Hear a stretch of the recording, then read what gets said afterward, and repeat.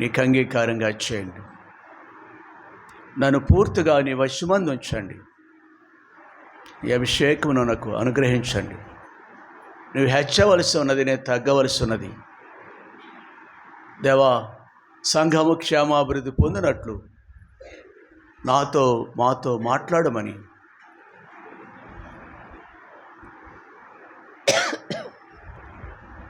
పరలోకము నుండి నీ గవిని నుండి విడుదల చేసిన వర్తమానం మాత్రమే మేము వినగలుటకు సహాయం కోరుకుంటూ,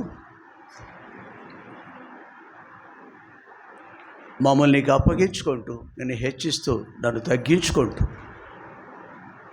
యేసు నామమున స్తుతించి ప్రార్థించి వేడుకుంటున్నాం తండ్రి. పఠింప శ్రేష్ఠ గ్రంథము బైబిల్, పఠింప శ్రేష్ఠ గ్రంథము,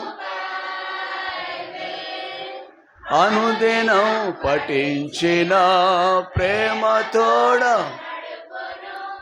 ఓ పఠింప శ్రేష్ఠ గ్రంథము The best book to read is the Bible. The best book to read is the Bible. If you read it every day, it will help you all the way. Oh, the best book to read is the Bible. హిందీలో నాకు రాదు కాబట్టి పాడలేదు. అంటే time కలిసి రావాలి కదా, కొంచెం నేర్చుకోవచ్చు, పెద్ద సమస్య కాదు.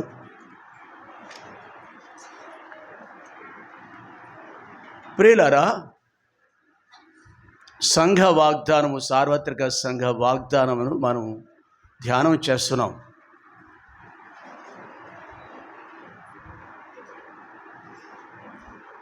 మొదటి మాట ఏంటి? యెహోషువ గ్రంథం 1వ అధ్యాయం 9వ వచనంలో ఏముంది?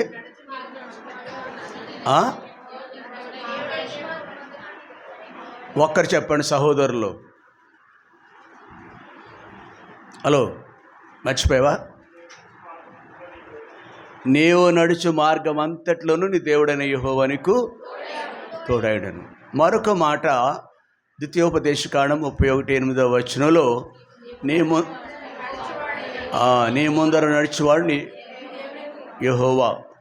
మూడవది మనం ఇప్పుడు చదువుకున్నాం ఈ భాగంలో, గొర్రె పిల్ల వారికి కాపరి అయి జీవజన్మల బొగ్గ యొద్దకు వారిని నడిపించును.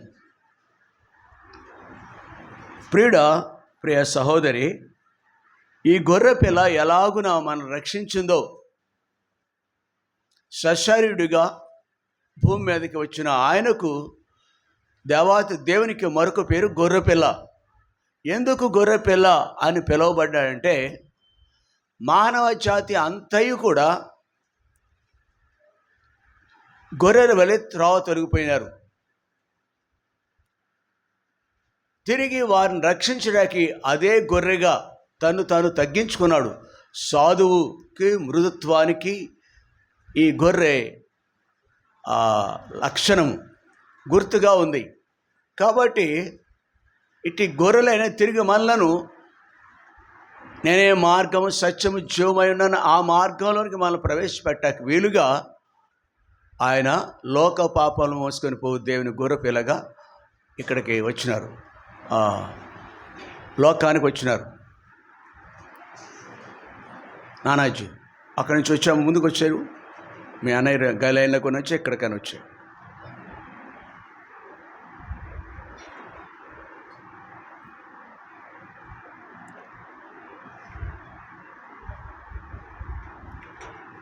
ప్రియ సహోదరి, మన నిమిత్తము ఈ లోకానికి ఆయన వచ్చినారు. మానవ జాతి యావత్తు కూడా మనం లోకంలో ఉన్నాము. లోకంలో ఉన్నంతే శరీరాశ, నేత్రాశ, జీవటంబము, వీటి నుండి విడుదల కలుగు చేయటానికి వీలుగా ఆయన ఈ లోకానికి మన నిమిత్తం వచ్చినారు. ఆయన ఒకానొక రోజున లోకరక్షకుడు యేసు ప్రభు యోహాను సువార్త 4వ అధ్యాయం 14వ వచనంలో ఆయన ఎలాగోనే మాట్లాడుతున్నారు. యోహాను సువార్త 4:14.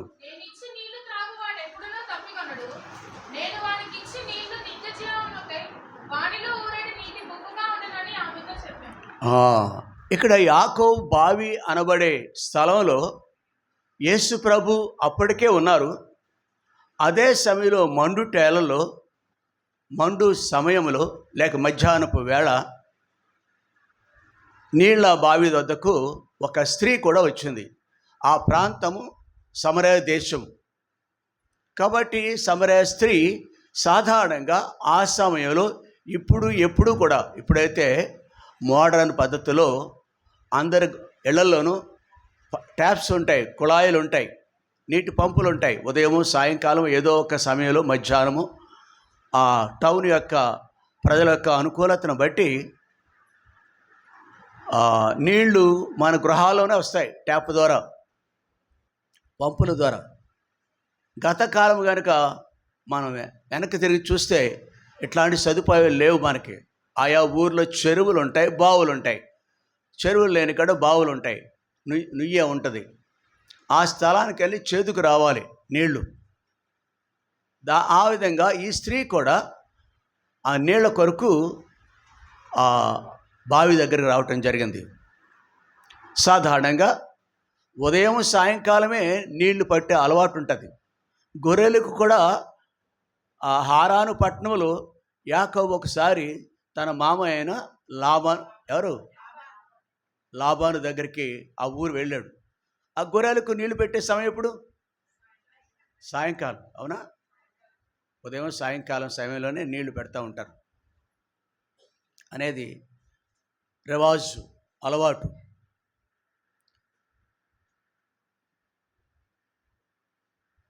అయితే ఈ బావి దగ్గర ఎవరు రాని సమయంలో యేసు ప్రభు మనుషుని యొక్క అంతరంగాన్ని ఎరిగిన వారు కనుక ఒక స్త్రీ రానన్నదని ఆయనకు ముందే తెలుసు. ఆ స్త్రీ ఏ కోవకు చెందినదో, ఎలాంటి స్త్రీయో అనేది ఇంకా పూర్తిగా తెలుసు ఆయనకి. లేఖనం ఏమి సెలవిస్తుందంటే,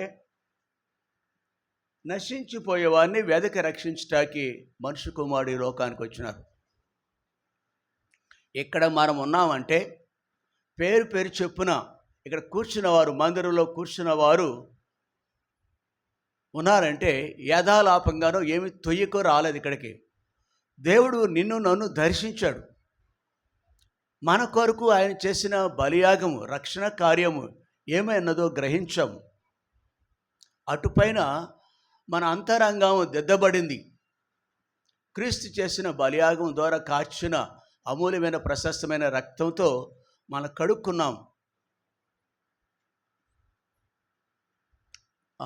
ఉదయకాలము ఇందాక మొదటి వర్తమానంలో ప్రకటన గ్రంథంలో చదివినట్టు గుర్తు నాకు సహోదరుడు చూపించినట్టు. తెలియండి, ఒకసారి అక్కడికి వెళదాం.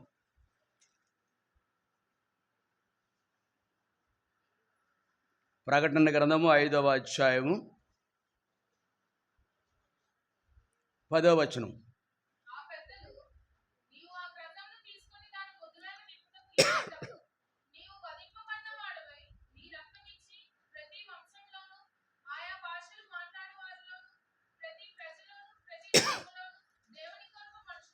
చాలు, దేవుని కొరకు మనుషులను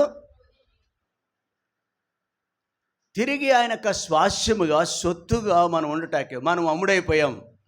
లోకానికి అమ్ముడైపోయాం, శరీరానికి అమ్ముడైపోయాం. ఈ జీవన వ్యాపారంలో చిక్కుకుని దేవునికి దూరస్తులు అయిపోయాం. ఆయా రీతిలుగా జాతిని బట్టి, మన యొక్క పద్ధతులు బట్టి కూడా దేవునికి దూరం అయిపోయాం. మునుపు మనం దూరస్తులని కూడా బైబిల్లో రాయబడింది. ప్రియ సహోదరి, ఇట్టి మనుషుడు వాడివాడిగా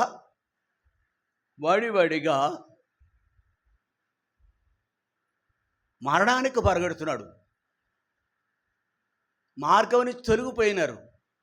జీవ మార్గం లేదు. జీవ మార్గానికి మరొక మాట వ్యతిరేకమైన పదం ఏంటి? మరణ మార్గం. జీవ మార్గంలో లేవు. నా సహోదరుడు కూడా వాక్యం మనకి 43వ అధ్యాయం చూపించడం జరిగింది. నీ వెలుగు నీ సత్య భయాలు దేరనిమ్ము, నీ వెలుగు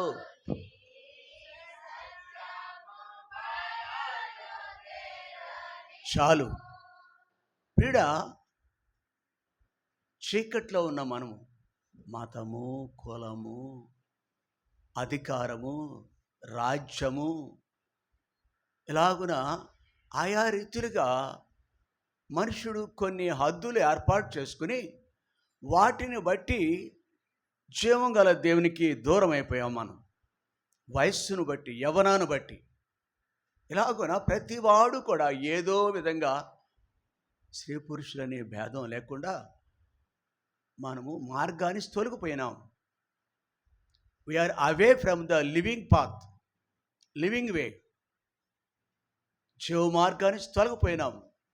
వడివడిగా నాశనానికి, ఆ మార్గము నిత్య నాశనాన్ని తీసుకెళ్ళిపోతుంది, నిత్య నరకాన్ని తీసుకెళ్ళిపోతుంది, పాతాళాన్ని తీసుకెళ్తుంది.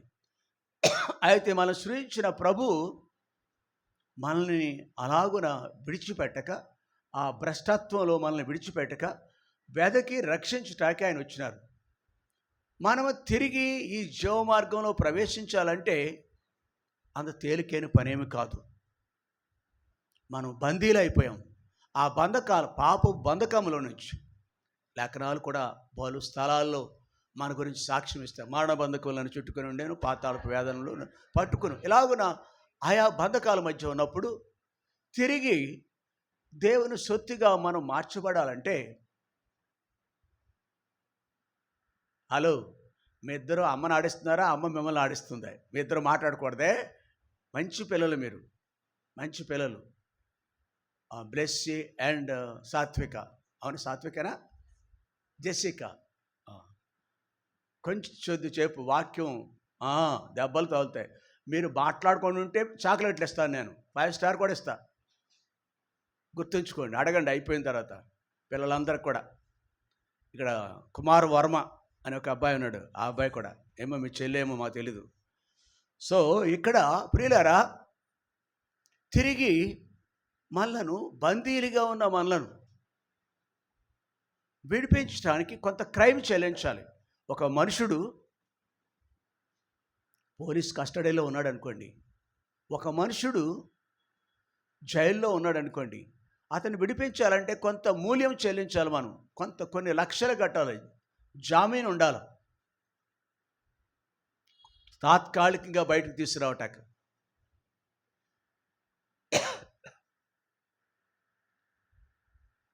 అయితే నిత్య బంధకాలు, పాప బంధకాల నుంచి ఒక మనుషుని విడుదల చేయాలంటే అలాంటి పద్ధతి ఏమీ లేదు. మన సృష్టించిన దేవుడే తను తాను మన కొరకు అర్పణగాను బలిగాను అప్పగించేసుకున్నారు. ఆయన కాచిన రక్తం యొక్క విలువ, ప్రాణం యొక్క విలువ, ఆయన వారి ప్రాణ విమోచన ధనము బహు గొప్పది. అది తీరక అట్లా ఉండవలసిందే. అవును, అందుకే ఈ మాట ఇక్కడ పరిశుద్ధాత్మ దేవుడు రాసి పెట్టాడు. ప్రతి భాష, ఆయా భాషలు మాట్లాడు వారిలోనూ, ప్రతి జనములోనూ దేవుని కొరకు మనుషులను కొని, what he has paid for us, మన కొరకు ఏం చెల్లించాడు ఆయన క్రైమ్. ఏ మనుషుడు కూడా ఇక్కడ నమ్మిన వాళ్ళు, మీరు ఒకవేళ మీ దశమ భాగం దేవుని మందిరంలో వేయవచ్చు, కృతజ్ఞతార్పణలు దేవునిలో వేయవచ్చు, దేవునికి ఇవ్వచ్చు. కృతజ్ఞతార్పణ రూపంలో లేదా స్వేచ్ఛార్పణ అంటారు. సంతోషంతో ఇదే ఈ టైంలో మరి కాస్త కానుకిద్దాం అనేది స్వేచ్ఛార్పణ. కృతజ్ఞతార్పణ, మొక్కుబళ్ళు, ఇలాగా అర్పణలు ఉంటాయి. అది చెల్లించి దేవునికి రుణం తీర్చుకోలేము.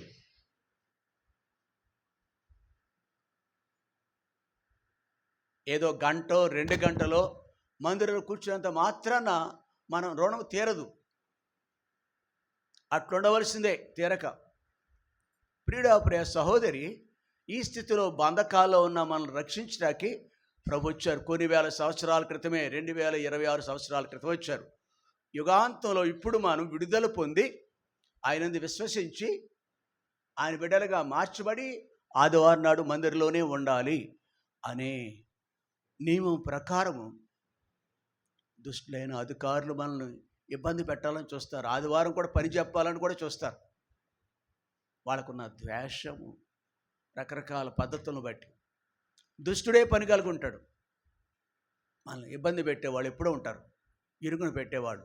ఆయనను ఆశ్చర్యకరమైన రీతిగా మనకు ముందు నడిచే దేవుడు మనకు విడుదల ఇచ్చాడు. ఇక్కడ కూర్చున్న వాళ్ళందరికీ కూడా మీలో ఎవరైనా ఇంకా రక్షింపబడిన అనుభవం లేకపోతే నేడే రక్షణ దినము, ఇదే మిక్కులు అనుకూల సమయం, దయతో నన్ను క్షమించి ప్రభువా నీ అమూల్యమైన రక్తంతో నన్ను కడిగని చెప్పండి. అలాగున దేవుని పిల్లలు కాగలం. ఇక్కడ మనం చదువుకున్నాం లేఖన భాగంలో యోహాను సువార్త 4:14 చదువుకున్న ఒక మాట.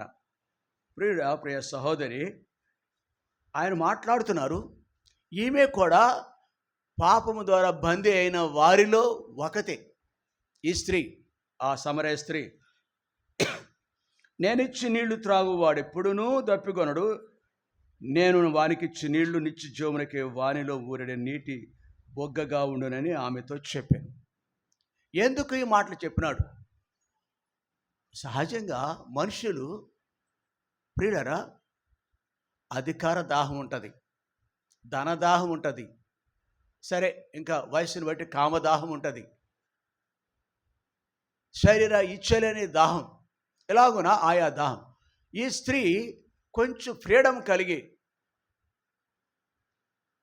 ఆ ఊర్లో ఉన్న వాళ్ళందరికంటే ప్రత్యేకమైన స్థానం ఆక్రమించుకుంది. ఎవరికి లేని స్వభావం ఈమెలు. ఆమె స్వభావం బట్టి వచ్చిందో, నైజం బట్టి కలిగి ఉందో, లేక పరిస్థితులు ఉంటాయి సుమా. ఆయా పరిస్థితులు కూడా కొంతమందిని అలా మార్చేస్తాయి. ఏది ఏమైనా ఈ స్త్రీ బహుగా బందీగా ఉంది. శరీర దాహమే తనకు బ్రతుకు ప్రధానమా, శరీర దాహమే ప్రధానమా అన్న రీతిగా ఆమె యొక్క బ్రతుకు మనకి ఇక్కడ ఈ యొక్క లేఖనంలో కనిపిస్తుంది. అందుకని ఆ స్త్రీతో మాట్లాడిన సంభాషణ ఉందే, ఆమె యొక్క బ్రతుకును ఆశ్చర్యకరంగా మార్చేసింది. నేనిచ్చి నీళ్లు త్రాగు వాడెప్పుడునూ దప్పికొనడు, నేను వానికి ఇచ్చి నీళ్లు నిత్య జీవమునకు వానిలో ఊరడి నీటి బొగ్గగా ఉంటాయి.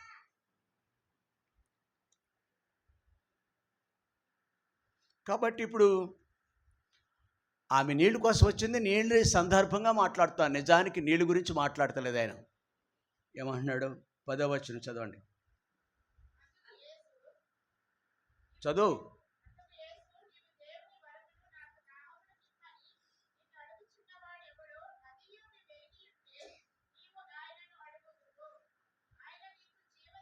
చాలు. ఈ సంభాషణ నీళ్ళ గురించి మాట్లాడిన సంభాషణ, నేను నీకు నీళ్ళు ఇస్తానన్నాడు. ఆయన జీవజలమును పరిచయం చేస్తున్నాడు. 11వ వచనంలో ఆ స్త్రీ, అయ్యా ఈ బావి లోతైనది, చెదుకొనుటకై నేను నీకేమీ లేదే, ఆ జీవజలము ఎలాగూ నీకు దొరుకును అని అంది. అయితే జీవజలం అనగానే నీళ్ళ గురించి మాట్లాడకుండా జీవజలం గురించి, జీవానిచ్చే జలము గురించి ఆయన మాట్లాడుతున్నాడు. ఆమెకి వింతగా అనిపించింది. ఆ స్త్రీ సంభాషణ వినిన ప్రభు, నేనిచ్చే నీళ్లు, 14 వచ్చి, నేనిచ్చే నీళ్లు త్రాగు వాడు ఎప్పుడునూ దప్పికొనడు. ప్రియ సహోదరి, ఈ సంభాషణ ఆమె యొక్క అంతరంగాన్ని కలిసివేసింది, కదిలించింది, ఆలోచింపచేసింది. ఆ సంభాషణలో యేసు యొక్క సంభాషణలో, యేసు యొక్క మాటల్లో జీవం ఉన్నది. ఆ జీవము ఆమెలో ప్రవేశించింది. ఆమె ఇరిగి నలిగిన హృదయంలోకి వచ్చేసింది. ఆ స్త్రీ ఆమెలో ఒక విధమైన తృప్తి వచ్చింది. అంతవరకు నేను పాపిననే ఆలోచన లేని స్త్రీ యేసు యొక్క సంభాషణ బట్టి పరివర్తనలోకి వచ్చేసింది. నేను పాపిని, దౌర్భాగ్యురాలును, దిక్కుమాలని దానును అనే ఆలోచన తనకు వచ్చింది. ఆ జీవజలము ఆమె యొక్క బాహ్యమైన నీరు, మనం తీసుకునే నీళ్లు శరీర సంబంధమైన దాహాన్ని తీరుస్తుంది. కానీ యేసు ప్రభు ఇచ్చే జీవం ఉంది, జీవ జలాలు ఉన్నాయే, అవి అంతరంగ ఆసక్తిని కూడా, దప్పికను కూడా తీర్చేదనమాట అండి. ఈమె యొక్క బ్రతుకు సంభాషణలోనే మార్పు చెందింది. ఆమె యొక్క దాహము తీర్చబడిన అనుభవంలోనికి ఈ స్త్రీ వచ్చింది. ప్రియుడ ప్రియ సహోదరి, ఆమె ఇప్పుడు ఒక దేవుని బిడ్డగా మలచబడింది. ఆమె యొక్క దప్పిక పూర్తిగా తీర్చబడిన అనుభవం. అయితే దానికి ముందు 18వ వచనం చూడండి. ఇక్కడ 18వ వచనం,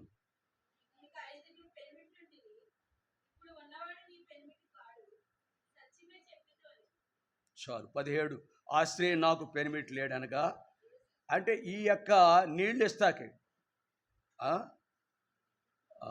15 నుంచి కూడా చూద్దాం. ఆ స్త్రీ ఆయనను చూచి, అయ్యా, నేను దప్పికొనుకున్నట్లు చేదుకొనుటకు ఇంత దూరం రాకున్నట్లు ఆ నీళ్లు నాకు దయచేయమని అడుగగా, యేసు, నీవు వెళ్ళి నీ పెనిమిటిని పిలుచుకొని ఇక్కడికి రమ్ము. ఇది ఆమె హృదయాన్ని తాకటాకి, కదిలింపబట్టక కారణం ఏంటంటే, నీ భర్త కనుక తీసుకొస్తే, నువ్వు నీ భర్తను తీసుకురాగలిగితే తప్పక నీకు మాత్రమే కాదు, ఆయనకు కూడా ఇస్తాను. అది ఆలోచన వచ్చు. కానీ ఆమె తో సంభాషణలో సత్యమును ఒప్పుకుంది ఈవిడ. ఇక్కడ 18వ వచనం, నీకు 5 పెనిమిట్లుండిరి, ఇప్పుడు ఉన్నవాడు నీ పెనిమిటి కాడు, సత్యమే. She obeyed the truth. సత్యాలు దగ్గరికి తీసుకొచ్చాడు ప్రభు. సత్యము స్వతంత్రులుగా చేస్తుంది మనల్ని. ఈ లోకా నుంచి, ఆచారాల నుంచి, దురలవాట్ల నుంచి, పాపభూయిష్టమైన బ్రతుకు నుంచి మనకు విడుదల ఇస్తుంది. రోమపత్రిక 7వ అధ్యాయం 24వ వచనం అనుకుంటా, చూడండి. రోమా ఇక్కడ ఒక మనుషుడు అంటున్నాడు, ఈ అనుభవం వచ్చేసింది స్త్రీకి. అయ్యో, నేనెంత దౌర్భాగ్యుడను. ఎస్, ఒక మనుషుడు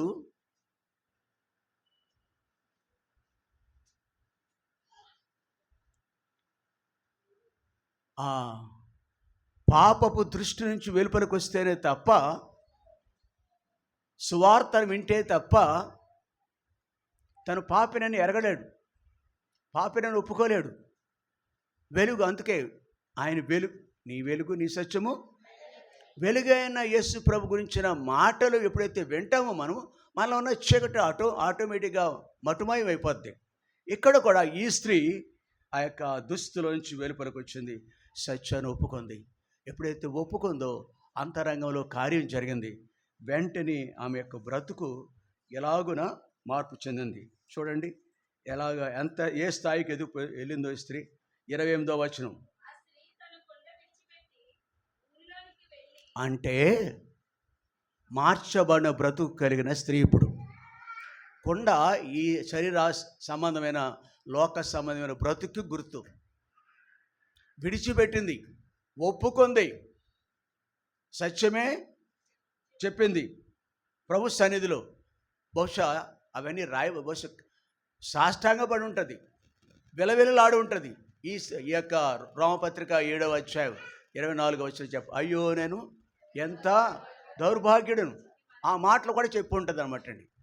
ప్రియ సహోదరి, అలాగున దేవుని బిడ్డగా అంగీకరింపబడింది. మార్పు చెందిన స్త్రీగా తన కొండను విడిచిపెట్టి ఊరిలోనికి వెళ్ళి, మీరు వచ్చి నేను చేసినవని నాతో చెప్పిన మనుషుని చూడుడి. ఏమంటుందండి? ఏం చెప్పిందండి?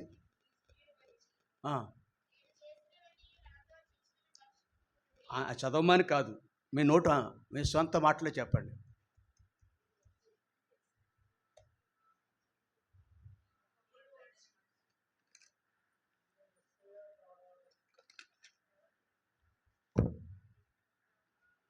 అమ్మా, వినపడలేదు, అందులో చెవులు ఊరెడుతున్నాయి కదా. చెప్పు.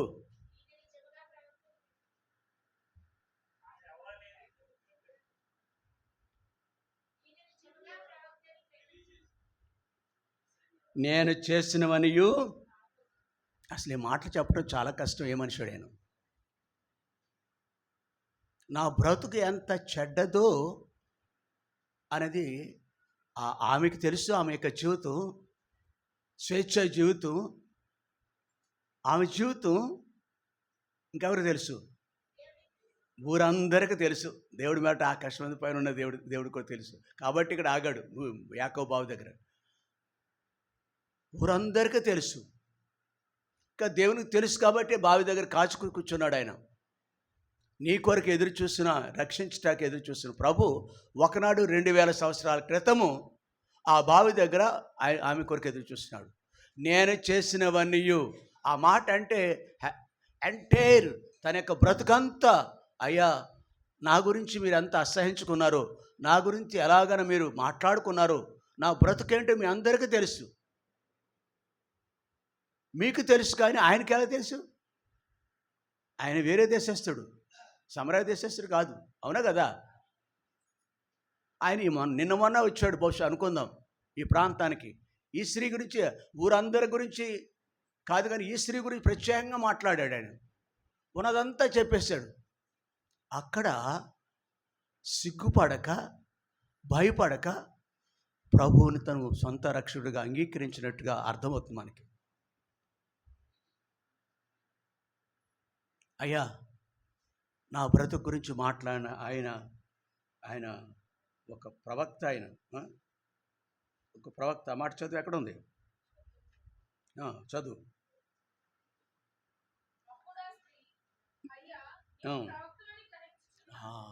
అంటే మరో రీతిగా దేవాతి దేవుడు ఆయన. దేవాతి దేవుడు నా బ్రతుకంతా నాకు చూపించాడు. అంతే అంటూ 29వ వచనంలో, మీరు వచ్చి నేను చేసినవని నాతో చెప్పిన మనుషుని చూడండి, ఈయన క్రీస్తు కాడంటే దేవాతి దేవుడు, ప్రభుల ప్రభు, మానవ జాతి కొరకు భూమికి వచ్చిన దేవుడు. ఆయన అభిషక్తుడు, దేవుడు అని మరొక అర్థం. క్రీస్తు కాడంటే ఆయనే మానవ జాతి కొరకు వచ్చారు. నన్ను, నా బ్రతుకును నాకు చూపించారు. నా జీవితం ఇకను నేను ఆయన కొరకే బతుకుతాను.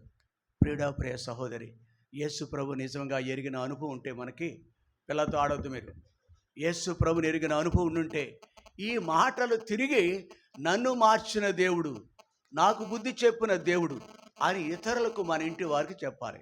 భర్తకి చెప్పాలి, భార్యకి చెప్పాలి, పిల్లలకు చెప్పాలి, ఇరుగు పొరుగు వారికి కూడా. ఎలాగున ఈ స్త్రీ వలె నేను క్రీస్తును కనుగొన్నాను, ప్రవక్తను కనుగొన్నాను. వారు ఊరిలో నుండి బయలుదేరి ఆయన వద్దకు వచ్చి చుండిరి. చూడండి ఇంకా 39వ వచనంలో,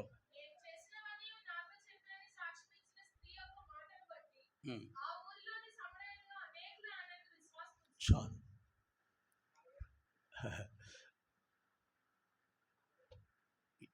చాలండి, ప్రస్తుతానికి వెళ్దాం. ఎంత క్షణాల్లో, కొద్ది సమయంలో కార్యం జరగటం, తిరిగి కానీ ఇకనూ బ్రతుకునేది నా కొరకు కాదు, ఇకనూ బ్రతికేది నా కొరకు కాదు. వాళ్ళందరికీ నీళ్లు మర్చిపోయింది, ఆ వ్యక్తుల గురించి మర్చిపోయింది, తన స్వకార్యం మర్చిపోయింది, తన మనస్సు నిండా, తన హృదయం నిండా ఎవరున్నారు ఇప్పుడు? మార్పు చెందిన వ్యక్తులమైతే ఆ గ్రహింపు మనలో ఉండాలి, మన బ్రతుకులో కనపడాలి, ఇతరులు కూడా చూడాలి.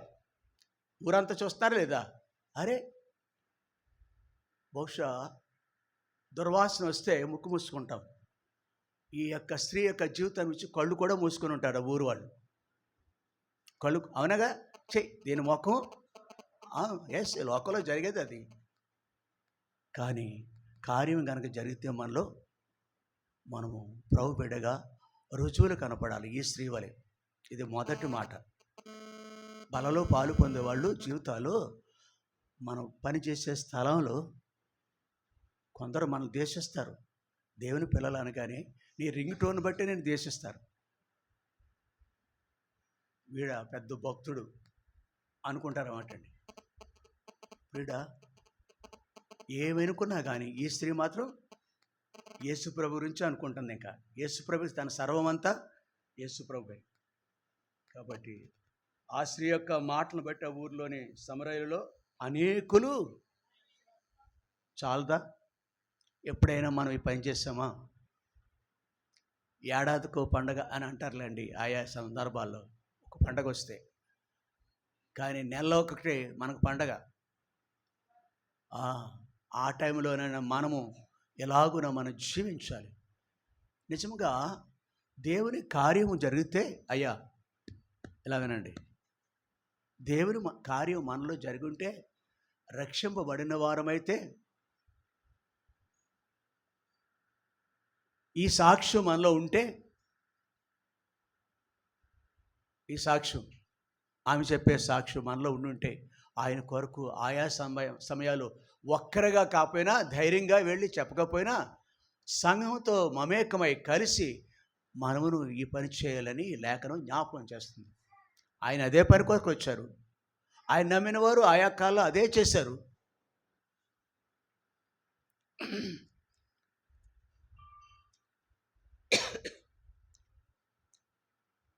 కీర్తనల గ్రంథము 40వ అధ్యాయం.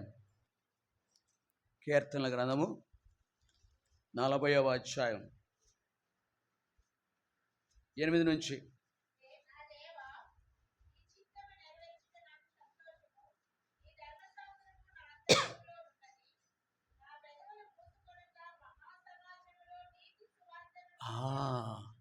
దేవునికి మహిమ కలిగే రీతిగా మా బ్రతుకు ఉంటుంది. నువ్వు కాలేజీలో ఉన్నా, ఉద్యోగిగా ఉన్నా, గృహంలో ఉన్నా, బైబిల్లో ఎన్ని దృష్టాంతాలు మనకు గుర్తొస్తాయండి. ఇక్కడ ఈ మాటలు చెప్పే ఈ అధ్యాయంలో కనిపించే వ్యక్తి ఎవరు? నిజమా? రాజు అని చెప్పాలి ఇక్కడ సందర్భం. అది రాజు, మహాగారాజు, గొప్ప రాజు. ఆ కాలంలో ఆ దేశాలు, చుట్టుపక్కల దేశాల్లో కల్లా గొప్ప అధికారం కలిగిన రాజు, అనేక దేశాల మీద జయం పొందిన రాజు, దేవుని యొక్క శక్తి చేత నడపబడే రాజు.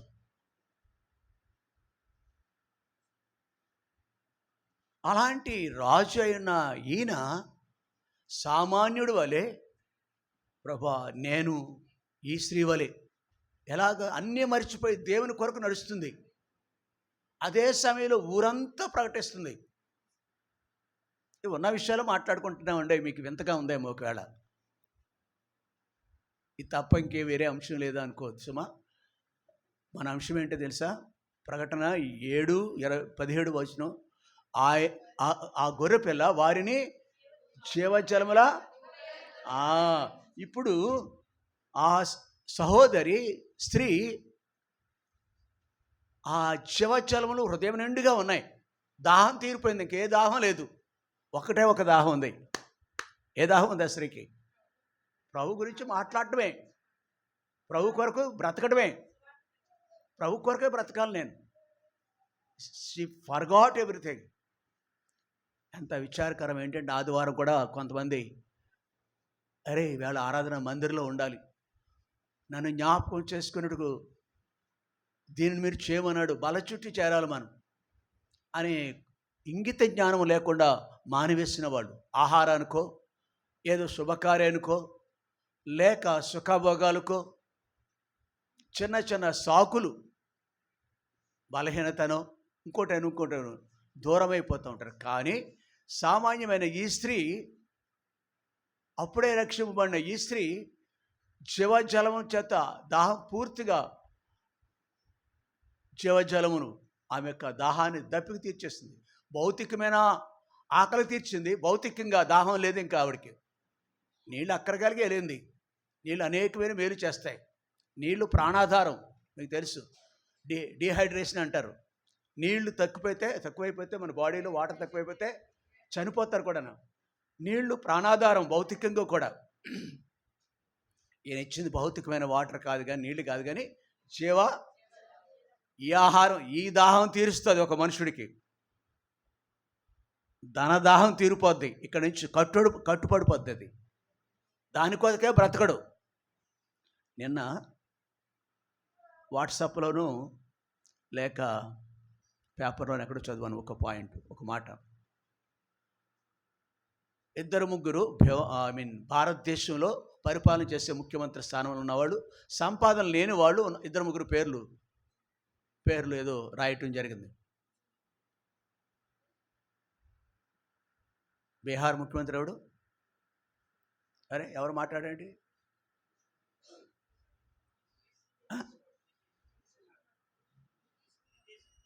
వినపట్లేదే?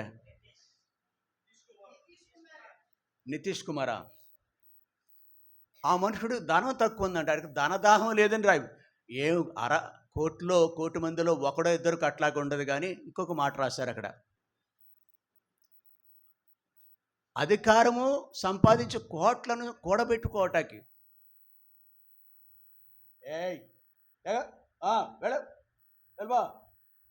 వెళ్ళాలి ఎస్ వెళ్ళవా ఇంటికి, అక్కడికి వెళ్ళిపో, గో. నీ టైం కాదు, నా టైం ఇది. నా టైం అయిపోయిన తర్వాత అప్పుడు నీ టైం వస్తుంది. ఓకే, అలా పట్టుకోండి అమ్మాయిని. అమ్మాయి అప్పుడు డ్యాన్స్ చేస్తుంది, నవ్వుతున్నారు. అది చూస్తున్నారు. మళ్ళీ అక్కడ ఉన్నవాళ్ళు వద్దు, అలా చేయదు. మిగిలిన పిల్లలందరూ అలా చేస్తే చూడండి, ఎంత ఒళ్ళో ఉండి అమ్మ బాబులు ఎలా పట్టుకున్నారు. కదలకూడదు, మెదలకూడదు పిల్లలు. వాక్యం చెప్పేది బీ కేర్ఫుల్. ఆ పాపకి బీ కేర్ఫులే, ఆడేవాడు బీ కేర్ఫుల్, జాగ్రత్తగా ఉండండి. ప్రియుడా, ఉన్నపాటుగా మార్పు కనిపించుతుంది వ్యక్తుల్లో. కొందరు ఎక్కడో 100 మందిలో ఒకడు ఆ దాహం లేనివాడు ఉంటారు. కానీ దేవుని ఎరిగిన వారు పూర్తిగా ఎలాగనో ఉండాలి అనేది లేఖనం మనకు జ్ఞాపకం. ఆ దాహం నుంచి జీవజలములు అనుభవించే అనుభూతి నీకు గనక ఉండుంటే, దేవుని వాక్యం చదివే అలవాటు ఉంటే, దేవుని వాక్యం వినే వ్యక్తిగా ఉంటే, ఆయనకు జీవజలం అయిన ఆయనే జీవజలం. అందుకే ఇక్కడ రాయబడిన మాట ఏంటంటే, నీకు జీవజలము వినిపిస్తుందా? నీకు జీవజలం కూర్చోడా దెబ్బలు నీకు ఆయన రండి. ఇక్కడ మాట విందాం. 10వ వచనంలో ఆయన నీకు, ఎవరు సమాధానం చెప్పట్లేదు, ఆయన నీకు ఈ హిమ్సెల్ఫ్ లివింగ్ వాటర్, జీవజలములో బొగ్గ వద్దకు, అది తరిగిపోయేది కాదు. బావి దగ్గరికి వెళ్ళక్కర్లే, చెరువు దగ్గరికి వెళ్ళక్కర్లే, ట్యాప్ దగ్గరికి వెళ్ళక్కర్లే, నిరంతరం ఉబుకుతుంది జీవజలముల యొక్క బొగ్గ. It's a fountain. మన దాహం తీర్చడమే, అంతరంగ బాహ్య అక్కర్లు తీర్చడం మాత్రమే కాదు. జీవజలమని యేసు ప్రభు మనలో ఊరడి నీటి ఓటగా, నోటి బొగ్గ. అది మనుషుల్ని అడ్డగించలేదు. దేవుని మార్గాలు ప్రాణం పోయినా ఇష్టపడతారు. కానీ అది అనుభవం కలిగిన స్త్రీ జీవజలములు బొగ్గ వద్దకు వచ్చింది. ఈవిడ ఇంతవరకు శరీర సంబంధమైన వాటి దగ్గర ఆగిపోయింది, అవి ఊపుకుని. కానీ యేసుప్రభు చూడగానే, ఆ సంభాషణ వినగానే ఆమె భౌతికంగా చచ్చిన స్థితిలోకి వెళ్ళిపోయింది. ఇక ఆత్మచేత నడిపింపబడుతుంది. అలాగే 2వ దృష్టాంతంగా కీర్తన గ్రంథము 40వ అధ్యాయం దగ్గరికి వచ్చాం మనం. ఇక్కడికి వచ్చినప్పటికీ ఇక్కడ అలాగా జీవజలములు తనలో ఉన్న అనుభవం కలిగిన వ్యక్తి, నీ కొరకే నీ చిత్తం నెరవేర్చుట నాకు, I feel happy to SIT in the prayer house. మందిరంలో కూర్చోవటం ఇష్టం, బైబిల్ స్టడీ కలిగి ఉంటే ఇష్టం, దేవుని కొరకు నడుచుటే ఇష్టం.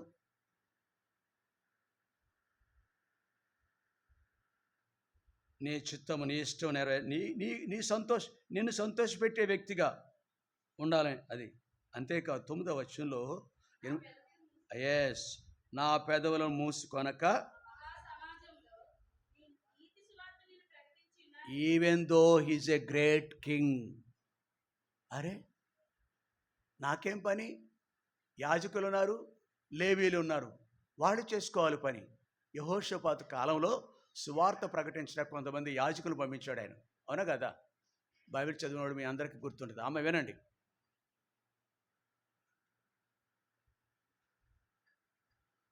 కానీ యెహోషాపాత్ అనే యోధారాజు సువార్తను ప్రకటించిన కొంతమందిని పంపించాడు. కానీ ఈ దావీదు యొక్క కాలంలో ఆయనే సువార్త. Is it not great? గొప్ప విషయం కాదా? నా పెదవులు మూసుకొనుక మహాసమాజం నీతి సువార్తను నేను ప్రకటించున్నాను అంటిని. యెహోవా, అది నీకే తెలిసినది. నీ నీతిని నా హృదయం ఉంచుకొని నేను ఊరకుండలేను. నీ సత్యమును నీ రక్షణను నేను వీ హ్యావ్ టు డూ. బల దగ్గరికి వెళ్ళకపోవడము, జీవజలమును అనుభవించిన జీవజలములు మనలో ఉన్న అనుభవం కనుక ఉంటే ఆ జీవజలములు తిరిగి అనేకుల యొక్క డాష్బూట్ చేయాలి. అనేకుల యొక్క దాహమును ఆత్మీయ దాహమును తీర్చే వ్యక్తులుగా ఉండాలి. ఒక్క మాట, నీ పళ్ళు ఏమైనా రాలిపోతాయి, నీ ముచ్చ ఏదో అంటారు కదా మాట్లాడితే.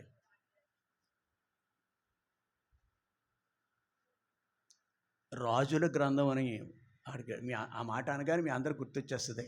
రాజుల గ్రంథంలో రాజులు మొదటి గ్రంథం, రెండవ గ్రంథాలు ఉన్నాయి. 2 రకాలు ఉన్నాయి, 2 పుస్తకాలు ఉన్నాయి. వాటిలో వెళ్ళట్లేదు, మనం తీయట్లేదమ్మా, తీయట్లేదు. ఎందుకంటే మీరంతా స్కాలర్స్, పండితులు. ఒక బిడ్డ యవనస్తురాలు, తను చిన్నది అని రాయబడింది, యవనస్తురాలు. సాధారణంగా యవనస్తులు శరీరం చేత నడపబడతారు. ఈ స్త్రీ కూడా అంతే. ఈ స్త్రీ కూడా శరీరం చేత నడపబడింది. తన బ్రతుకంతా అమ్మేసుకుంది, బజార్లో అమ్మేసుకుంది. సత్యాన్ని బోధించే వాళ్ళు ఎవరు లేరు. ఆమెను మార్చగలిగే అమ్మబాబు లేరు. అన్నదమ్ములు కూడా ఉండి ఉంటారు, అన్నదమ్ములు కూడా ఏమీ చేయలేకపోయినారు. ఊరు వాళ్ళు ఏమి చేయలేకపోయినారు. ఇది చూసిన దేవుడు, కనికర సంపన్నుడైన మన ప్రభు అద్భుతం చేశాడు. నేను నీకు జీవజలం ఇస్తాను. జీవజలం ఎప్పుడైతే తాగిందో శరీర దాహం లేదు, ఆత్మీయ సంబంధమైన ఆకలి కూడా లేదు. ఇంకా యేసుప్రభే తనకి, ఇంకా నిండుగా యేసుప్రభే. అలా ఇక్కడ కూడా దావీదు కూడా ఆ కోవకు చెందినవాడు. మనం కూడా ఎలాగనే ఉండాలని లేఖనాలు మన గురించి మాట్లాడుతున్నాయి. యేసు ప్రభు కొరకు మనము కూడా కొంత సమయం హెచ్చించాలి, శక్తిని హెచ్చించాలి. ఆయన రక్షణ గురించి ఇతరులకు చెప్పే బాధ్యత మన మీద ఉందని, జీవజలమును తాగిన అనుభవం కనుక ఉండుంటే మనం ఎలా చేయాలని లేఖనాలు మన గురించి మాట్లాడుతున్నాయి. ఇది మొదటి మాట. రెండవది, ఇక్కడే జీవజలమును అనుభవించిన వ్యక్తులు ఎలా ఉండాలని జ్ఞాపకం చేస్తుంది మొదటి మాట. రెండవది, 4వ అధ్యాయం యోహాను సువార్త 14వ వచనంలో, నేనిచ్చి నీళ్లు త్రాగువాడు ఎప్పుడునూ దప్పికొనడు, నేను వానికిచ్చు నీళ్లు. మొదటిది దాహాన్ని తీర్చేస్తుంది, ఆకలి తీర్చేస్తుంది, ప్రభు కొరకు జీవించినట్లు చేస్తుంది దేవుని యొక్క వాక్యం. జీవజలం అంటే దేవుని యొక్క వాక్యమే. నిజముగా ఆయన మనలో ఉంటే ఈ అనుభూతి ఉంటుంది మనకి. ఈ అనుభవం గుండా నడుస్తాం. రెండవది, ఇక్కడ 14వ వచనంలో నిత్య జీవము. ఏ వ్యక్తి అయితే యేసు ప్రభుకి స్థానం ఇస్తామో, ఏ వ్యక్తి అయితే యేసు ప్రభుని ఎరిగిన వ్యక్తులుగా ఉంటారో, వాళ్ళ నిత్య జీవనకు వారు not only A living water but also ever life అనమాట. ఎటర్నల్ లైఫ్, నిత్య జీవం, యుగ యుగాలు జీవించే ఆధిక్యత. మొదటి అనుభవం ఏంటంటే మానవ నుండి జీవంలో దాటింపబడతాం. అవునా? యోహాను సువార్త 5:24 చదవండి. యోహాను సువార్త 5:24, నా మాట విని నన్ను పంపిన వాని అందు విశ్వాసం ఉంచేవాడు చాలు. మానవ నుండి జీవనంలోకి దాటడం ఒకటి, నిత్య జీవం, యుగయుగాలు కూడా జీవించే ఆధిక్యత, యుగయుగాలు జీవించే ఆధిక్యత మనం కలిగి ఉంటాం. ఏ మనుషుడికి ఉందండి? అమ్మా వినండి, అయ్యా, ఇక్కడ కూర్చున్న వారు యుగయుగాలు జీవించే ఆధిక్యత ఉందా మీకు? మాట్లాడాలి. యుగయుగాలు మానవుడి జీవితం ఎంత? నీటి ఆవిరి లాంటిది, ఇంకా సింపుల్గా, అవునా? కొంతసేపు కనబడి నీడ లాంటిది. మరి నిత్య జీవం యుగగాలు జీవించటానికి అర్హులో మనం? స్వతహాగా కాదు, కానీ యేసు ప్రభు నమ్మి యేసు ప్రభు హృదయంలో చోటిస్తే, మారు మనసు అనుభవం, రక్షణ అనుభవం కలిగి ఉంటే యుగగాలు జీవించే ఆధిక్యత. అది దాని రెండవ అర్థం. ఒకటి, శరీర సంబంధం బ్రతుకు నుంచి వెలుపులు తీసుకొచ్చాడు. ఎవరిని? అంతేనా? వెరీ గుడ్, చక్కటి ఆన్సర్. నన్నును అంతేకాదు, ఇంకొకటి చదువుకున్న లేఖనాలు ఇక్కడ. ఎవరు? అరే, లేఖనం చూసాం కదండి. దావీదు కూడా ఆ కోవ చెందినవాడు. ఒకటి, మానవ నుంచి జీవనకు దాటింపబట్టడం మాత్రమే కాదు, కానీ మనం యుగగాలు జీవించే ఆధిక్యత కలిగి ఉంటాం. మనలో మనం ఎలా అనుకుందాం, ఈ స్త్రీ ఇంతవరకు స్త్రీ గురించి మాట్లాడుకుంటున్నాం, ఊరికి భారమైంది, అవునా కదా? రోతగా ఉంది. క్రమం లేని మగవాళ్ళు కానీ ఆడవాళ్ళు కానీ దైవభయం లేని వ్యక్తులు చూస్తే అసహించుకుంటారు, ఉమ్మోస్తారు. ఈ స్త్రీ మరీ ఘోరం కదా, ఊరికి భారంగా ఉంది. ఊరు సిగ్గుపడేటట్టు ఉంది, ఊరంతా సిగ్గుపడుతుంది ఈ స్త్రీని చూసి, అంతగా రోతగా ఉంది. కానీ అమ్మా వింటున్నారా? కానీ ఎప్పుడైతే యేసుప్రభుని నమ్ముకుందో, యేసుప్రభుని అమ్మేసింది. ఇదివరకు మగవాళ్ళకి అందరికీ అమ్మేసింది యేసుప్రభుని. తను నమ్ముకోవడం కాదు, తను సృజించిన యేసుప్రభుని కూడా అమ్మినట్టే.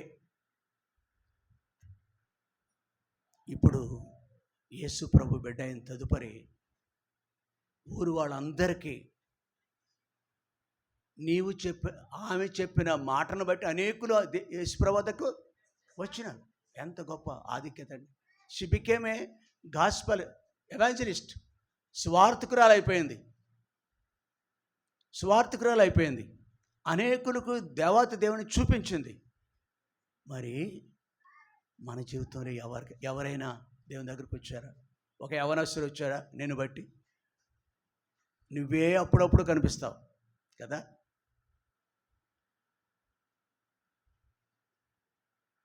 ఎప్పుడైనా ఇది ఆలోచించాలి మనం. ఒకప్పుడు ఊరికి భారం, ఊరికి సిగ్గుచేటైంది.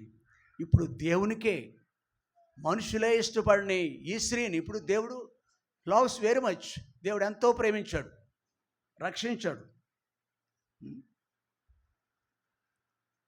నిత్య రాజ్యానికి, ఆయన నిత్య జీవానికి మరియు నిత్య రాజ్యానికి హక్కుదారుగా చేస్తాడు.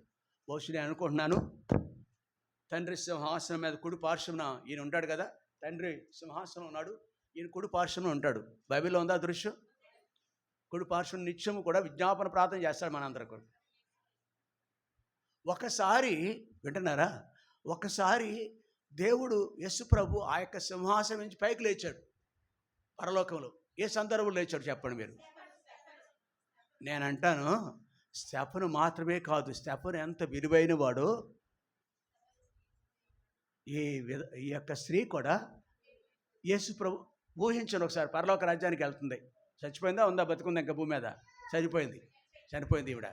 మొదటి తరంలో కాదు, మొదటి శతాబ్దంలో యేసుప్రభు సన్నిధికి వెళ్ళింది. ఊహించను కొంచెం. ఆయన అంతకుముందే దేవుని రాజ్యంలో ఉన్నాడు, తండ్రి కుడి పార్శ్వం సింహాసనం మీద ఉన్నాడు. ఈ స్త్రీ దేవుని రాజ్యానికి ఎంటర్ అవుతుంది, లోపలికి వెళ్ళింది. ఈ స్త్రీని చూడగానే అరే ఓ గాడ్ అంటే, నేనైతే ఓ గాడ్ అంటాను, అరే బాబ్ అమ్మా కమ్ రా రా, రెండు చేతులు చాచి తను ఆహ్వానించి ఉంటాడు. ఎవరిని? భక్సింగాన్ని ఆహ్వానించి ఉంటారు. ఆయన హానోకు, నోహులను ఆహ్వానించి ఉంటారు, అబ్రహామును ఆహ్వానించి ఉంటారు దేవుని రాజ్యానికి. ఈ స్త్రీని సైతం లేచి నిలబడి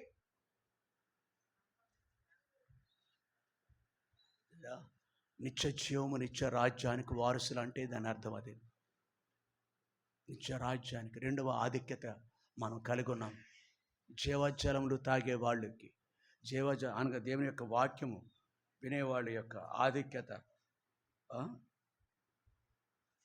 మనమును ఇట్లాంటి రెండవ ధన్యత కలిగి ఉన్నాం. మొదటిది మరణం నుండి జీవన దాంట్లో, రెండవది నిత్య జీవము, అర్థమైందమ్మా రాజేశ్వరి? నిత్య రాజ్యం. ఈ భూమి మీద ఉండేది మనం కొద్ది కాలమే. యుగయుగాలు ఉండే రాజ్యం దేవుని యొక్క పరలోక రాజ్యం. ఆమె కాదు, చూడండి, ఆమెలేగా మరొక వ్యక్తి రూతు గ్రంథంలో 1వ అధ్యాయం 16వ వచనంలో ఒక తీర్మానం ఆమెను ఎలా మార్చేసింది చూడండి. చదవండి అది, రూతు గ్రంథము. ఎస్,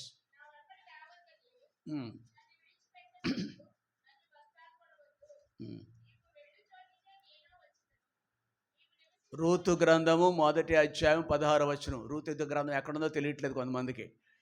ఓకే అమ్మమ్మ, చాలా మంచిది, చదువమ్మా.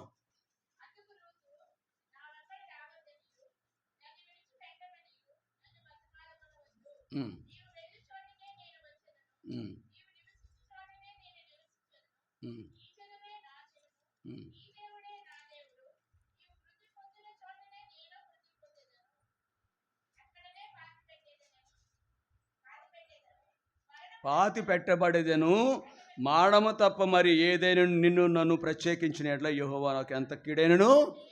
Thank you. ఈ మాట ఉందా మనకి? ఏ అనుభూతి ఉందా? యేసు ప్రభువుకి ఎట్లాంటి తీర్మానంతో బ్రతుకుతున్నామా? ఆమె తీర్మానం మనకు కనబడదు. సమరస్త్రీ తీర్మానం ఉంది అక్కడ, జీవితం కనిపిస్తుంది. జీవితమే తీర్మానం కంటే గొప్పగా కనిపిస్తుంది. చాలామంది ముసుగు వేసుకుంటారు. క్షమించండి, మీరు కాదు, స్త్రీలు కాదు, భక్తి ముసుగు వేసుకుంటారు, పురుషులు స్త్రీలు కూడా. కానీ జీవం కలిగిన దేవునికి హృదయంలో చోటు ఉన్నట్టు వాళ్ళ జీవితాలు కనబడవు. ముసుగు మాత్రం ఉంది. ఏ ముసుగు? భక్తి పరులు చెప్పుకుంటూ దాని యొక్క ఇక్కడ కూర్చుని వాడు అలాంటి వాడు. అరే, నీ దగ్గర విధేయత ఉండదే, అప్పగించుకోవే, దేవునికి అప్పగించుకో, మనుషుని దైవ ఇంట్లో నువ్వు పెద్దవాళ్ళకు కూడా అప్పగించుకోవు. నువ్వు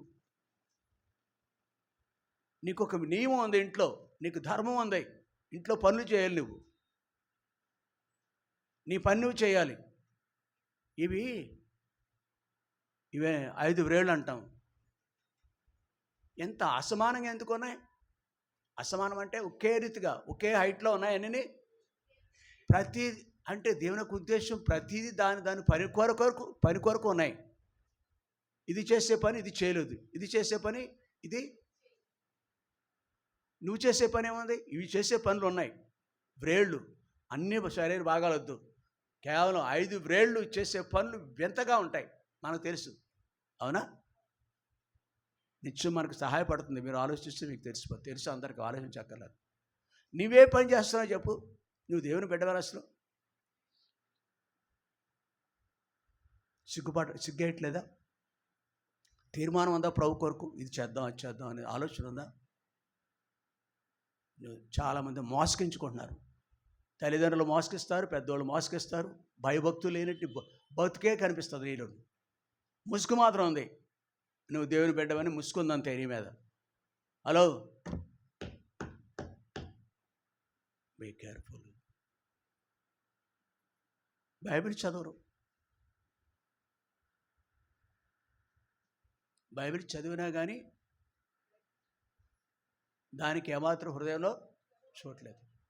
కాబట్టి అలాగ నాకు కూడదని ఈ స్త్రీ యొక్క జీవితం, రూతు యొక్క జీవితం మనతో మాట్లాడుతుంది. టైం అయిపోయింది, ముగించేసుకుందాం. తీర్మానం ఎంత? ఆ తీర్మానము మాట వరుసకు తీర్మానం కాదు, జీవించింది ప్రభు కొరకు. ఈ స్త్రీ మోయాబీరాలు. అసలు మోయాబీలు లేదు ఇలా ఉందా, అనేక తరాల పాటు దేవుని పిల్లలతో మమేకం. కానీ ఆ విశ్వాసము తీర్మానము ఆమె ధనురాలు చేసేసింది, దేవుని ప్రజల్లో ఒకటైపోయింది. అంతేనా? ఆశీర్వాదాలు. మత్తయి సువార్త 1వ అధ్యాయం 5వ వచనంలో ఆమె యొక్క జీవితం.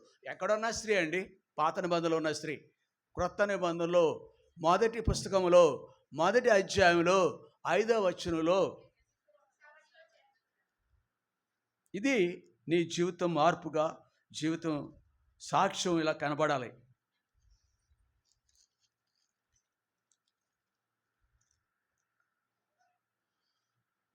నయస్సోను సల్మానును కనెను, సల్మాను రాహాబునందు బోయజును కనెను, బోయజు రూతునందు దేవుని ప్రజలలో ఒక బిడ్డగా మోయాబీరాలు.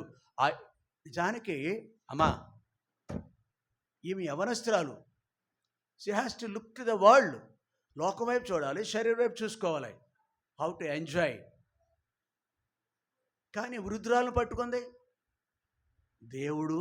ఎస్, వేరు వేరు కాలాల్లో ఉన్నారు, కానీ ఎవరు? సమరయ స్త్రీని, రూతును, ఇద్దరు అన్యులే, అవునా కదా? ఇద్దరు యవనస్తులే. ఇద్దరు మనసు కూడా ఒకే రీతిగా మారిపోయింది. అద్భుతంగా మార్చేశాడు దేవుడు. సువార్త వింది, ఈమె సువార్త వింది, జీవజలను అనుభవించింది. ఆమె కూడా జీవజాల అనుభూతి ఆమెకు ఉంది.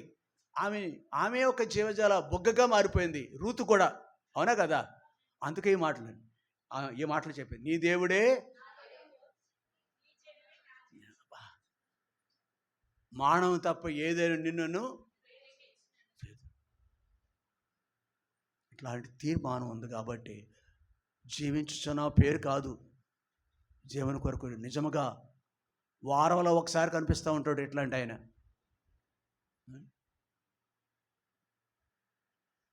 వారంలో ఒకసారి కనీసం ఫోన్ ద్వారా అయినా.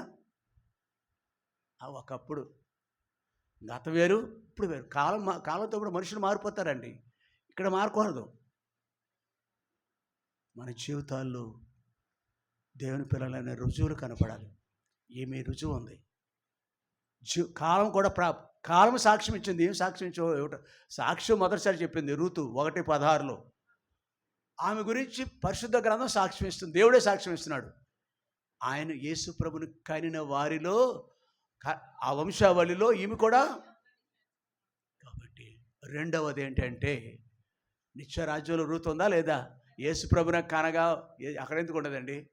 ఆమె ఉంది, సమరస్త్రీ ఉంది, రూతు కూడా. మనం కూడా నిత్యరాజ్యానికి హక్కుదారులు. ఒకటి జీవజలం బొగ్గగా ఉంటే నిత్యరాజ్యానికి కూడా మనం వారసులుగా ఉంటాం. చివరగా మరొక మాట చూసుకుని, మొదటి మాట ఏంటి? జీవజలమును రుచి చూసిన వ్యక్తులుగా ఉండాలి. జీవజలమే మనం, జీవజల బొగ్గగా మనమే మారిపోవాలి.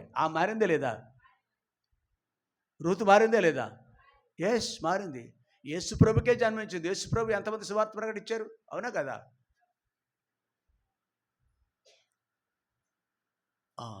మూడవది చివరగా, జీవజలములండి రెండంతలు అనుభవించున్నాయి కదా, మన బ్రతుకు మార్చినాయి, మనల్ని నిత్య జీవానికి, నిత్య రాజ్యానికి హక్కుదారు చేసినాయి. మూడవది వింటున్నారా? నాకు త్రోవ చూపును, నాకు త్రోవ చూపును, అది నీ నివాస స్థలముకు, అది నీ నివాస స్థలము. ఓ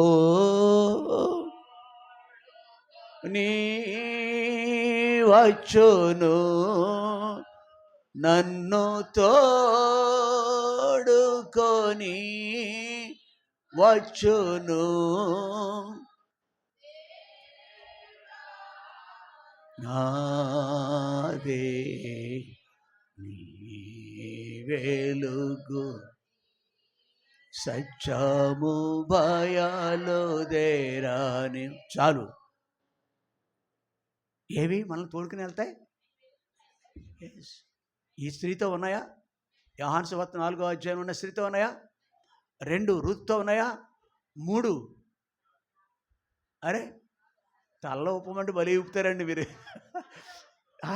ఓకే, ఇట్స్ రైట్. మనలో కూడా ఇంకొక వ్యక్తి పేరు చూసాం, దావీదు. ఎస్, కానీ బైబిల్లో చాలామంది ఉన్నారులేండి, లెక్క పెట్టలేనంత మంది ఉన్నారు. వాడు సరసన మన పేరు కూడా రాయబడి ఉంది ఆల్రెడీ. ఎట్లాంటి జీవితం కలిగి ఉండాలి? జీవజల బొగ్గగా మారిపోవాలని. నీదే ఊరు? ఏ వార్డు? అడ్రస్ కోసం ఆధార్ కార్డులో అడ్రస్ ఉంటుంది మనకి.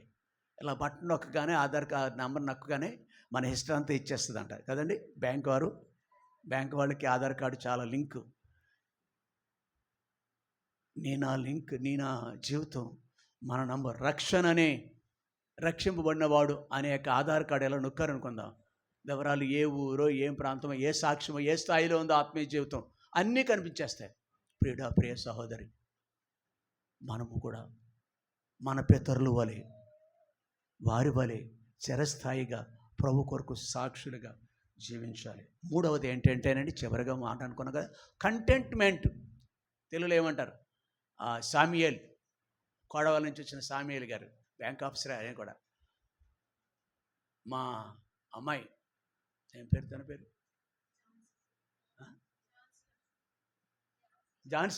ఝాన్సీ లేకపోయినా రాగలిగాడు. అది గొప్ప విషయం. కొంతమంది అలా వస్తారులేండి, భార్యతో పని ఏముంది, నాకు భర్తతో పని ఏముందని కోడవెల్లి నుంచి వచ్చాడు ఆయన ఆరాధనకి.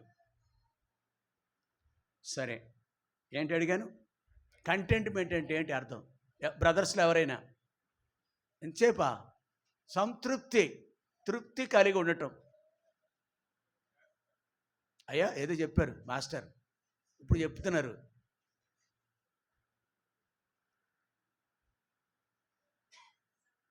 ఆ జీవితంలో కంటెంట్మెంట్, తృప్తి ఉందా?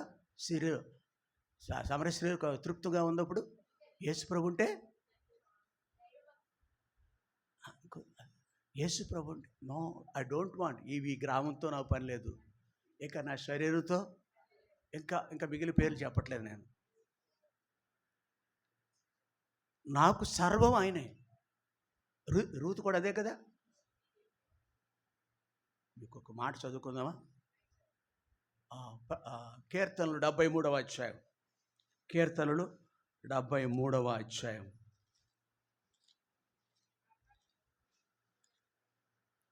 ఎస్, 25వ వచనం.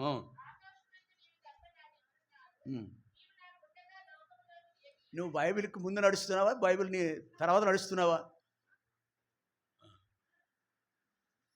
ఒక ఆయనకి చరిత్రలో ఆయన దేవుని మహిమలో పిలువబడ్డారు. గొల్లపల్లి, ఏం పేరు?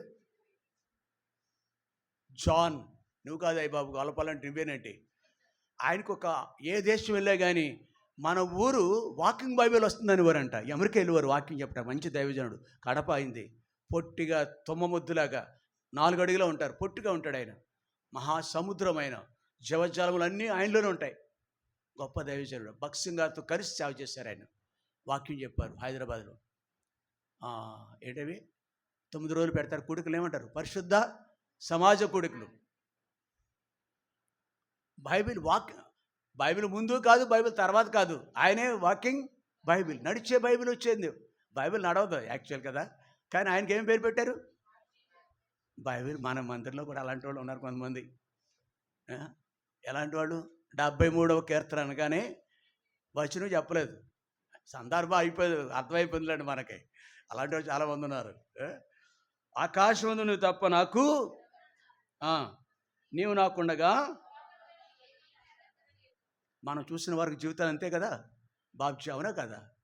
అలాంటి జీవితాలనా మనం చూసిన వాళ్ళు? సరే, ఇక్కడే చూస్తున్నాం కదా, మనల్ని కూడా చూసేవాళ్ళు కూడా అలా. ప్రియ సహోదరి, మనం కూడా ఎప్పుడు చెప్పాలి మాట?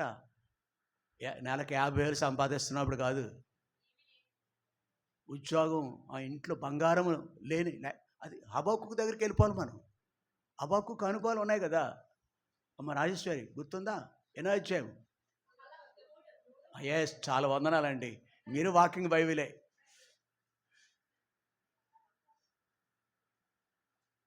ఇంకొక ఆయన బైబిల్లో. ఎస్, చాలు ఈరోజు పాఠం చాలు మనకి, చెప్పేశారు ఆన్సర్లన్నీ. యోబు కూడా యెహోవా ఇచ్చాను, యెహోవా నామమునకు. ఎలా చెప్పగలిగారండి వాళ్ళు?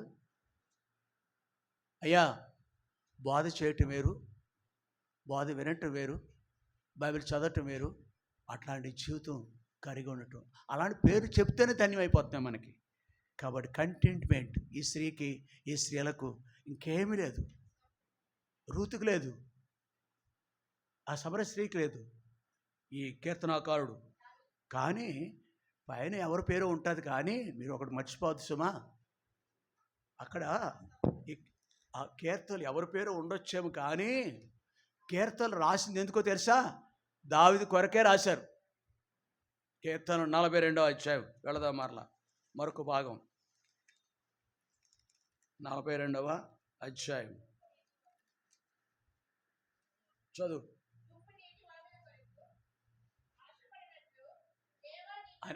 అన్ని నువ్వే చదివేలాము, వీళ్ళంతా నిద్రపోతున్నారు. ఏం చేస్తారు మరి? నిద్రపోతున్నారు. థ్యాంక్ యూ అమ్మ, థ్యాంక్ యూ. దుప్పి నీటి ఓగల కొరకు ఆశపడుచున్నట్లు దేవా నీ కొరకు. ఈ మాట్లాడేది దావీదు మనస్సు. ఇక్కడ దావీదు ఉంటాడండి. ప్రతి భక్తుడు ఇదే మాట చెప్తాడు అంతే.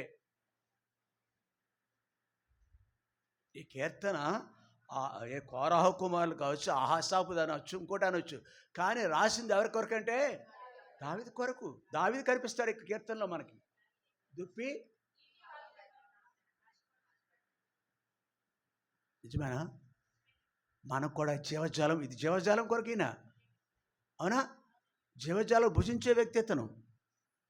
దేవాని కొరకు నా ప్రాణము ఆశపడుచున్నది, నా ప్రాణము దేవుని కొరకు తృష్ణగొనుచున్నది, జీవము కలిగిన దేవుని కొరకు తృష్ణగొనుచున్నది. నీ దేవుని సన్నిధికి నేను ఎప్పుడు వచ్చేదను, ఆయన సన్నిధిని నేను ఎప్పుడు. ఇంకేం పని లేదా? ఏం ఉద్యోగం లేదు దీనికి? అయ్యా, మనము కూడా కాలం ఏదైనా కానీ ఆయా వ్యక్తులు కొంతమంది మనకి ఎగ్జాంపులరీగా ఉన్నారు, దృష్టాంతంగా ఉన్నారు. మన జీవితాలు కూడా ఎలా ఉండాలని, మీ ఇంట్లో, మీ వార్డులో, మీ ఊరిలో ఎలాగ మనం కూడా ఉండాలని లేఖనాలు మన గురించి సాక్ష్యం ఇస్తాయి. మర్చిపోవచ్చు మనం. 84వ కీర్తన. వీళ్ళు ఎలా ఉంటారంటే 84వ కీర్తన, కీర్తన గ్రంథంలో 84వ అధ్యాయం. మరొకరు చదవండి. అమ్మా అమ్మా కొంచెం అమ్మా ఎవరు నో రావాలి? ఎవరు వస్తారు ఈసారి? సందర్భ ప్రకారం చదవాలి. అమ్మా కాదురా, 10 చదువుతామమ్మా. 10 చదువు. ఏంటిది? చాలు. తృష్ణనా అమ్మా? అలాంటి వాళ్ళు ప్రతిరోజు వస్తారు. అక్కడికి మార్కెట్ ప్రతిరోజు వెళ్తారు, బట్టలు ఉతుక్కోవడం ప్రతిరోజును, వంట వండుకోవడం ప్రతిరోజును. మందిరానికి ఎవరైనా వస్తారు? బుద్ధి లేనివాళ్ళు తప్ప. మందిరానికి ప్రతిరోజు బుద్ధి లేనివాళ్ళు వస్తారు. నో, ఇది ఈ తృష్ణ. మన మందిరంలో కూడా ఉన్నారు ఇలాంటి వాళ్ళు. మీకు తెలుసా? నిలబెట్టిస్తాను. ఇప్పుడు ఒక ఆయన అటెండెన్స్ చేసుకుంటాడు,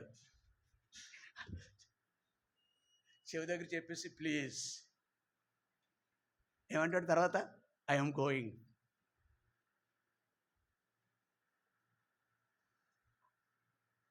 ఇక్కడ నీ ఆవడములో ఒక దినము గడుపుటవి 10 దినముల కంటే. ఇల్లు లేనివాడా? గుడిసున్నవాడా? అద్దుకున్నవాడా? కోటలు, పెద్ద పెద్ద కోటలు ఉన్నాయి ఆయనకి. సరంబి వేసిన ఇళ్ళు ఉన్నాయి. అక్కడ గడిపే ఆయన చుట్టూ పిల్లలు, క్షమించండి, అనేక మంది భార్యలు ఆ కాలంలో దేవుడు అనుమతించాడు. ఇన్నిటిని విడిచిపెట్టి ఎక్కడ గడపాలనుకుంటున్నాడు?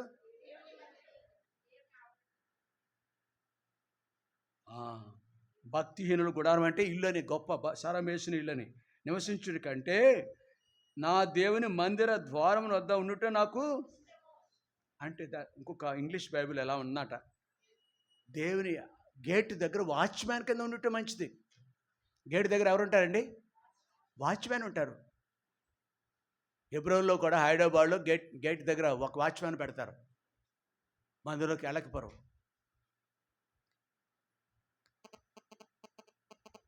కాబట్టి ప్రియులారా, మనము అంతగా దేవుని పట్ల మక్కువ కలిగి, ఆసక్తి కలిగి, ఆ తృష్ణ కలిగి ఇలాగ నేను జీవించాలి.